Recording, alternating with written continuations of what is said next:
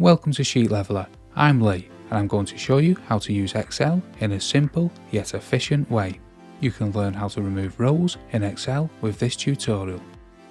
It's easy. Simply click on the row headings on the left side of the spreadsheet, right click and select Delete.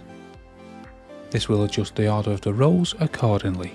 For more efficiency, you can remove multiple rows at once by selecting the first row and then dragging your mouse through all the rows you want to delete. Excel will take care of counting them for you. Just look at the small box on the right to see the row count.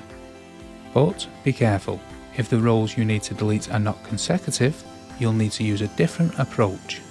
Select the rows by clicking on each one of them while pressing the Control key on your keyboard. Then right click and choose Delete. Remember, if you want to keep the data contained in the rows, it's better to hide them instead of deleting them. To learn how to hide rows in Excel, watch our previous video tutorial. The link is in the video description below.